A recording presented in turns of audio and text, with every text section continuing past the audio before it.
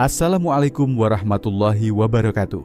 Salam sehat dan tenang selalu untuk Bapak dan Ibu yang saya hormati. Bapak dan Ibu, pernahkah terlintas dalam pikiran apa yang akan terjadi jika suatu hari kita tiba-tiba jatuh sakit dan keluarga membutuhkan biaya mendesak? Tapi bagaimana jika uang yang telah kita simpan seumur hidup justru tidak bisa disentuh saat benar-benar dibutuhkan? Banyak orang tua di Indonesia, mungkin termasuk kita, telah bekerja keras sepanjang hidup, menabung sedikit demi masa depan yang lebih tenang di usia senja. Dan salah satu pilihan paling umum adalah menyimpan seluruh tabungan di bank. Di sana dianggap lebih aman, lebih rapi, dan terlindungi. Apalagi jika dimasukkan dalam deposito berjangka panjang. Katanya bunganya lebih tinggi, lebih menguntungkan. Namun, kenyataannya tidak selalu seindah itu. Ada banyak lansia yang mengira bahwa menabung di bank adalah bentuk perlindungan terbaik, tetapi mereka tidak sadar bahwa uang itu bisa menjadi sangat sulit diakses ketika benar-benar dibutuhkan. Prosedur hukum, aturan administratif, atau bahkan kondisi kesehatan sendiri bisa menjadi penghalang besar. Dan ketika situasi darurat datang, seperti kecelakaan, stroke, atau operasi mendesak, yang dibutuhkan bukan hanya uang, tapi akses cepat dan mudah terhadap uang itu. Hari ini, mari kita duduk bersama dan merenung pelan-pelan. Kita akan membahas 5 risiko utama yang sering dialami para lansia ketika menyimpan seluruh uang mereka di bank. Mulai dari sulitnya akses saat darurat, rumitnya pencairan setelah wafat, hingga risiko penyalahgunaan dan nilai uang yang diam-diam menyusut. Semua akan disertai kisah nyata dan solusi sederhana yang bisa Bapak dan Ibu pertimbangkan sejak sekarang. Karena menyimpan uang seharusnya memberi ketenangan, bukan justru menambah beban di saat yang paling genting. Mari kita mulai dengan satu kenyataan yang seringkali luput dari perhatian. Ketika seseorang meninggal dunia, uang yang tersimpan di bank atas namanya tidak serta-merta bisa diambil oleh anak-anak atau keluarganya, meskipun mereka adalah ahli waris sah. Hal ini pernah terjadi pada keluarga Bu Sri, seorang ibu rumah tangga berusia 71 tahun yang tinggal di daerah Sleman, Yogyakarta. Selama hidup, Bu Sri terkenal sangat hemat. Ia menabung perlahan dari hasil jualan kue dan simpanan uang pensiunan mendiang suaminya. Setelah beberapa tahun, ia berhasil mengumpulkan tabungan sekitar 600 juta rupiah yang kemudian ia simpan seluruhnya di deposito bank selama 2 tahun atas nama pribadi. Bu Sri tidak pernah membicarakan soal uang itu dengan anak-anaknya. Kalau ibu sakit atau perlu masuk rumah sakit, uang ini bisa ibu pakai sendiri. Begitu katanya kepada salah satu tetangganya. Ia merasa tidak perlu membuat surat kuasa atau surat wasiat karena merasa masih sehat dan tidak ingin merepotkan siapapun. Namun suatu pagi, Bu Sri ditemukan tak sadarkan diri di dapur oleh cucunya. Ia kemudian dinyatakan meninggal dunia akibat serangan jantung mendadak. Keluarga yang tengah berduka segera mengurus pemakaman dan membersihkan rumah.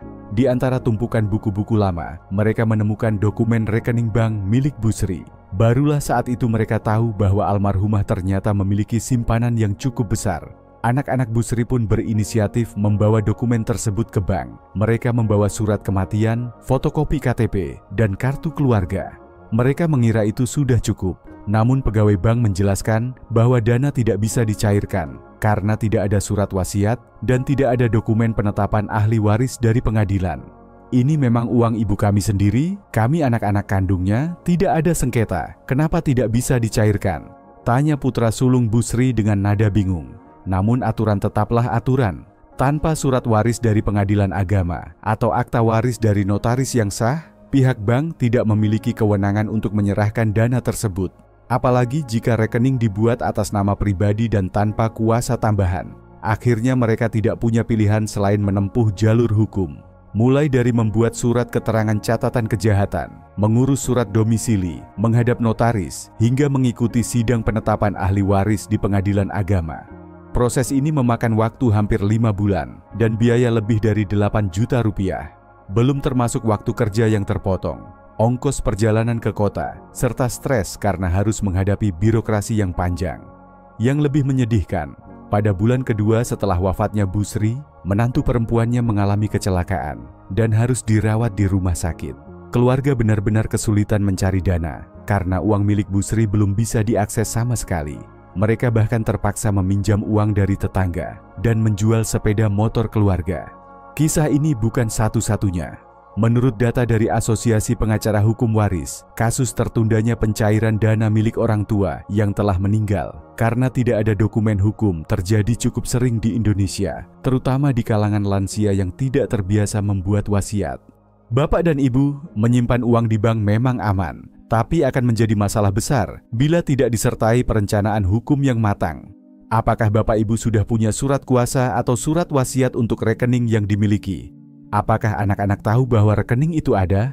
Jangan sampai jerih payah seumur hidup kita terkunci hanya karena kelalaian administratif. Karena saat kita sudah tiada, keluarga yang kita cintai mungkin sangat membutuhkan uang itu. Dan ketika uang tidak bisa digunakan di saat paling dibutuhkan, rasa kehilangan bisa terasa 2 kali lebih berat. Banyak orang beranggapan bahwa selama masih hidup, semua urusan uang tetap berada dalam kendali mereka. Tapi bagaimana jika kondisi kesehatan tiba-tiba memburuk dan kita tidak lagi mampu mengurusnya sendiri? Apakah uang yang sudah disimpan rapi di bank benar-benar bisa langsung dipakai saat itu juga? Pengalaman pahit ini pernah dialami oleh Pak Sumarno, seorang pensiunan guru di Karawang yang dikenal disiplin dan perhitungan dalam mengatur keuangan. Sejak pensiun di usia 60 tahun, Pak Sumarno rutin menyisihkan sebagian uang dari hasil menjual hasil kebun kecil di belakang rumah. Ia tidak boros, jarang makan di luar, dan lebih suka hidup tenang di rumah bersama istrinya. Uang tabungannya sekitar 450 juta rupiah, ia masukkan ke deposito berjangka 3 tahun di bank swasta nasional.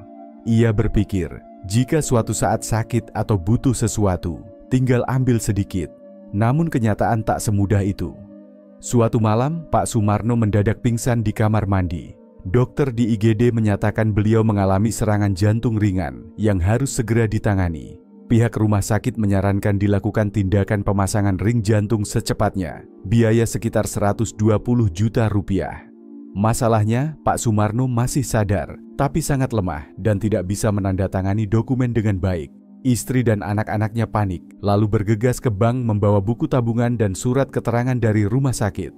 Tapi petugas bank menjelaskan bahwa deposito itu belum jatuh tempo. Kalau tetap dipaksa dicairkan, bukan cuma bunganya hilang, tapi juga butuh tanda tangan asli dari Pak Sumarno. Surat keterangan dari rumah sakit saja tidak cukup, apalagi tanpa surat kuasa yang sah. Anak bungsunya, Lilis, bahkan mencoba meyakinkan pihak bank dengan berbagai dokumen. Tapi semua percuma. Yang dibutuhkan adalah tanda tangan Pak Sumarno atau surat kuasa yang sudah dibuat sebelum beliau sakit. Tanpa itu, bank tidak punya dasar hukum untuk mencairkan dana. Hari-hari selanjutnya jadi masa yang sangat berat bagi keluarga. Keluarga terpaksa meminjam uang dari kerabat dan tetangga, bahkan menggadaikan sebagian perhiasan istrinya agar tindakan medis bisa segera dilakukan. Untungnya kondisi Pak Sumarno membaik setelah operasi darurat, tapi beban utang itu membuat keuangan keluarga terguncang selama berbulan-bulan. Setelah pulih, Pak Sumarno sendiri mengaku menyesal karena terlalu percaya bahwa uang di bank bisa diambil kapan saja. Saya pikir karena masih hidup, semua urusan bisa diatur, ujarnya. Ternyata justru saat tubuh lemah, semuanya jadi sulit. Bapak dan Ibu, di usia lanjut, tubuh bisa berubah dalam hitungan jam. Penyakit seperti stroke, serangan jantung, bahkan kelelahan berat bisa menghilangkan kemampuan kita untuk bertindak cepat. Dan saat itu terjadi, uang yang kita pikir siap dipakai bisa saja terkunci oleh prosedur bank. Itulah sebabnya menyimpan seluruh dana dalam bentuk deposito atau rekening pribadi yang tidak fleksibel sangat berisiko. Bahkan jika tidak meninggal dunia, keterbatasan fisik atau mental bisa membuat kita kehilangan akses terhadap harta kita sendiri. Sudahkah Bapak Ibu membagi tabungan ke dalam bentuk yang lebih mudah dicairkan? Apakah ada anggota keluarga yang dipercaya dan diberi surat kuasa sahih? Karena ketika keadaan darurat datang, waktu adalah segalanya. Dan uang yang tidak bisa dipakai saat dibutuhkan, sama saja seperti tidak punya uang. Selain persoalan hukum dan prosedur bank yang rumit, ada satu hal yang tak kalah mengkhawatirkan, yakni risiko penyalahgunaan oleh orang-orang yang tidak bertanggung jawab. Di usia lanjut, daya ingat mulai menurun, penglihatan tidak setajam dulu, dan banyak lansia merasa lebih nyaman menyerahkan urusan uang pada orang yang mereka percayai. Namun kepercayaan yang salah arah bisa berujung pada kehilangan besar. Itu pula yang dialami oleh Ibu Rohani, 73 tahun, seorang janda pensiunan bidan, yang tinggal sendirian di rumah warisan orang tuanya di Probolinggo. Sejak suaminya wafat, ia mengelola sendiri semua keuangan dan menyimpan sekitar 300 juta rupiah dari hasil pensiun dan penjualan tanah kecil di kampung. Karena sudah tidak biasa ke bank sendiri, ia sering minta bantuan keponakan laki-laki bernama Doni, anak dari adik almarhum suaminya. Awalnya Doni terlihat sangat membantu.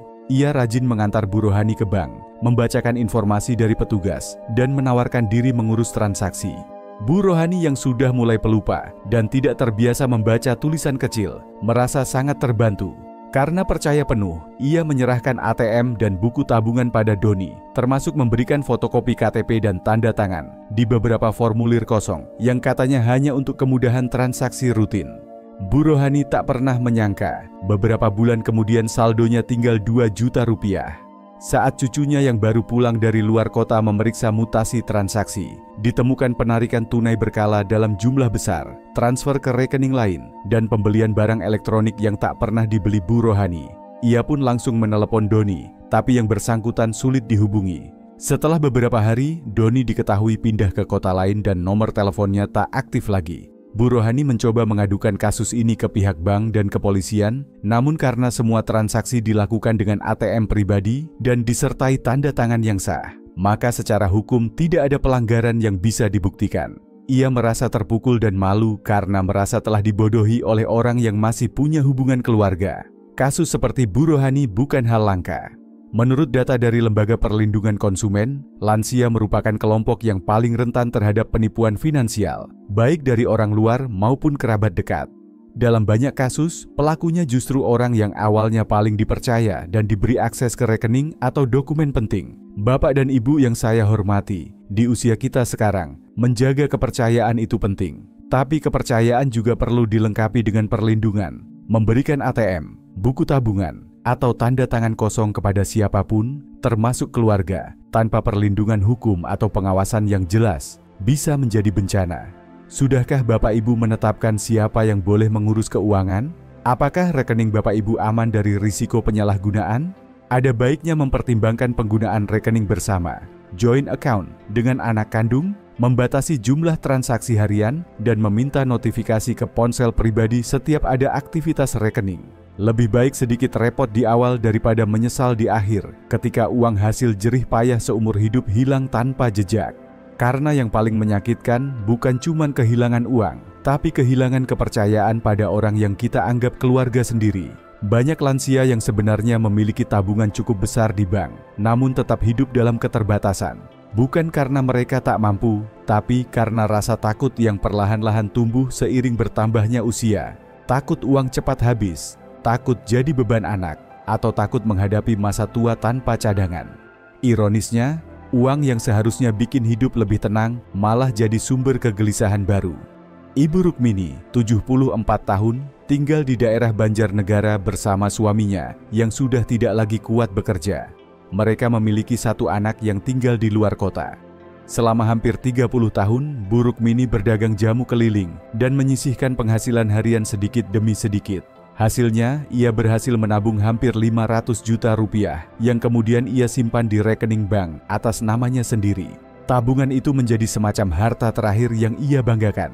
Namun kehidupan sehari-hari Bu Rukmini tetap sangat sederhana. Ia dan suaminya makan ala kadarnya, tidak pernah memperbaiki atap rumah yang bocor, dan bahkan menolak pergi ke puskesmas ketika lututnya mulai nyeri hebat. Ketika anaknya pulang dan mengajak untuk berobat, Bu Rukmini hanya menjawab pelan, "Uangnya simpan saja, nak. Untuk nanti kalau bapak atau ibu parah sekali." Rasa sayang terhadap uang yang disimpan membuatnya terus menunda hal-hal yang sebenarnya penting untuk kualitas hidupnya. Hingga suatu hari, suaminya jatuh di kamar mandi karena terpeleset. Rumah yang lembab, lantai yang licin, dan tak ada alat bantu jadi pemicu.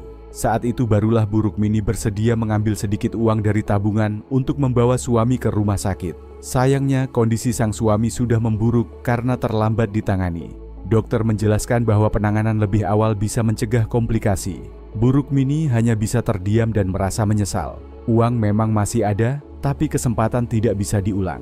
Fenomena seperti ini sangat sering terjadi. Dalam banyak keluarga, orang tua menolak membeli kasur baru padahal tidurnya sakit punggung setiap malam. Menolak beli obat herbal karena takut boros. Atau menahan diri tidak ganti kacamata padahal penglihatan sudah kabur. Semua karena rasa takut yang tidak perlu, takut menggunakan uang sendiri. Menurut survei yang dilakukan oleh Lembaga Demografi UI, lebih dari 60% lansia di Indonesia mengaku enggan menggunakan tabungan mereka karena khawatir kehabisan uang di masa depan.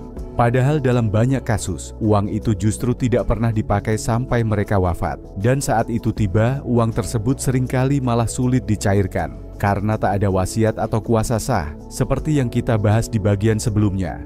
Bapak dan Ibu, uang adalah alat, bukan beban. Menyimpan memang penting, tapi menggunakannya untuk menjaga kesehatan, kenyamanan, dan kebahagiaan di usia senja jauh lebih bernilai. Kita boleh hidup hemat, asalkan tidak pelit terhadap diri sendiri. Apakah Bapak Ibu pernah menahan diri membeli sesuatu padahal sangat dibutuhkan? Apakah pernah merasa berdosa hanya karena ingin makan makanan bergizi atau pergi pijat untuk meredakan nyeri? Cobalah perlahan mengubah pola pikir. Gunakan sebagian kecil dari tabungan untuk membuat hari-hari lebih ringan dan tubuh tetap terawat dengan baik.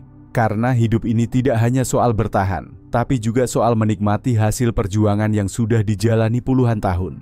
Tak sedikit orang tua merasa tenang ketika melihat saldo tabungan tetap besar dari tahun ke tahun. Tapi pernahkah Bapak dan Ibu menyadari bahwa uang yang diam di bank, meskipun tidak dipakai, bisa perlahan-lahan kehilangan nilainya?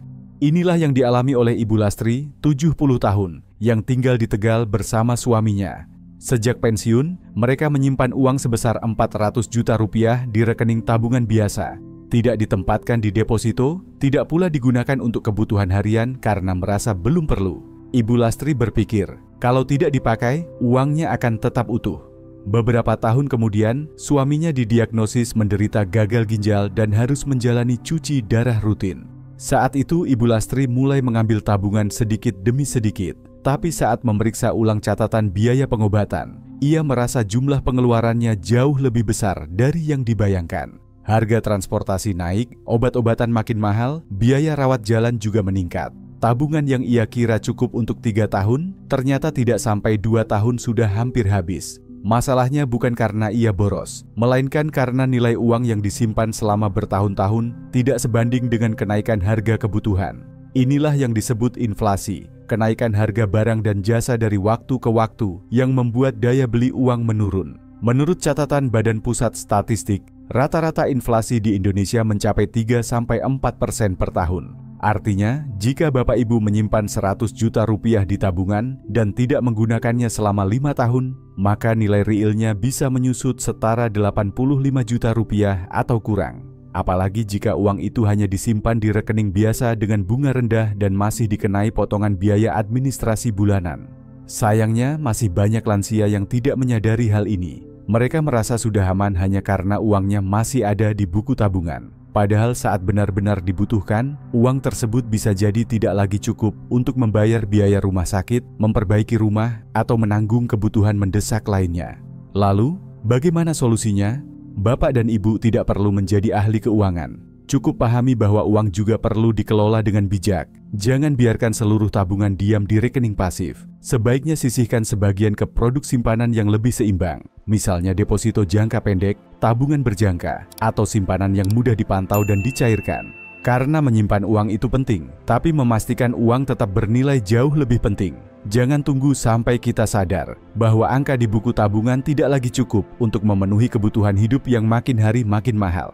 Bapak dan Ibu yang saya hormati, setelah mendengar semua cerita dan kemungkinan yang bisa terjadi, mungkin sekarang mulai muncul rasa khawatir. Lalu harus bagaimana agar uang yang kita simpan bisa tetap aman, tapi juga bisa dipakai saat dibutuhkan? Jawabannya tidak sulit. Kita tidak perlu menjadi ahli keuangan untuk bisa mengatur tabungan dengan bijak. Yang paling penting adalah mulai berpikir sederhana. Jangan simpan semua uang di satu tempat, dan jangan percaya sepenuhnya pada sistem yang tidak kita pahami. Cobalah mulai menata ulang. Jika selama ini semua tabungan hanya berada di rekening bank dengan satu nama, pertimbangkan untuk membuka rekening tambahan yang lebih mudah diakses. Uang yang digunakan untuk kebutuhan sehari-hari dan pengobatan sebaiknya berada di rekening biasa, bukan deposito. Dengan begitu, kalau sewaktu-waktu butuh, keluarga tidak perlu repot menghadapi syarat rumit. Kalau Bapak Ibu merasa tidak sanggup mengurusnya sendiri, tidak apa untuk melibatkan anak atau orang yang benar-benar dipercaya. Tapi sebelum itu, buatlah surat kuasa atau surat pernyataan tertulis yang jelas. Surat seperti itu bisa sangat membantu jika suatu hari terjadi sesuatu yang tidak kita harapkan. Saya juga sering menyarankan kepada pasien lansia di klinik agar jangan ragu menggunakan sebagian uangnya untuk kenyamanan sendiri. Jangan sampai uang puluhan juta di bank hanya jadi angka, sementara bapak ibu tidur di kasur yang keras, makan seadanya, atau menunda berobat karena takut boros. Berbagi juga menjadi solusi. Memberi sebagian kepada anak atau cucu yang memang amanah bisa lebih bermanfaat dibanding membiarkan uang diam tak terpakai. Tapi tentu saja tetap perlu disertai komunikasi yang baik agar tidak menimbulkan kesalahpahaman. Dan satu hal yang tak kalah penting, pastikan bapak ibu tahu kondisi rekening masing-masing. Mintalah bantuan anak atau tetangga untuk menjelaskan jika ada perubahan, biaya administrasi, atau pengurangan yang tidak dimengerti. Karena uang yang kita simpan harus tetap berada dalam kendali, bukan hanya secara fisik, tapi juga secara pemahaman. Mengelola keuangan di usia tua bukan soal jumlah, tapi soal ketenangan. Ketika kita tahu kapan dan bagaimana uang itu bisa digunakan, hidup akan terasa lebih ringan.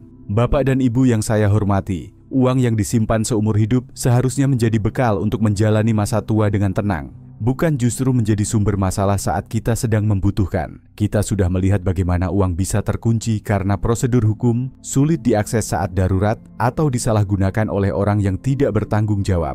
Meski tampak aman di rekening bank, uang itu tetap bisa kehilangan nilainya secara perlahan akibat inflasi. Semua ini bisa terjadi hanya karena satu hal. Kita terlalu percaya bahwa dengan menyimpan saja, semuanya sudah cukup. Mulai sekarang, mari perlahan ubah cara pandang kita. Jangan tunggu sampai ada kejadian darurat. Segera periksa kembali kondisi tabungan, bicara dengan keluarga, dan siapkan dokumen yang dibutuhkan agar uang benar-benar bisa digunakan saat diperlukan. Tidak ada kata terlambat untuk memperbaiki selama kita mau melangkah. Jika Bapak Ibu merasa video ini bermanfaat, jangan lupa untuk klik tombol suka dan bagikan ke keluarga atau teman yang juga sedang mempersiapkan masa tua. Dan jika Bapak Ibu punya pengalaman serupa atau pernah mengalami kesulitan saat mengakses tabungan di usia lanjut, silakan tulis di kolom komentar. Satu cerita dari Bapak Ibu bisa menjadi pelajaran berharga bagi banyak orang. Sampai jumpa di video berikutnya. Semoga kita semua sehat, mandiri, dan hidup dengan penuh ketenangan.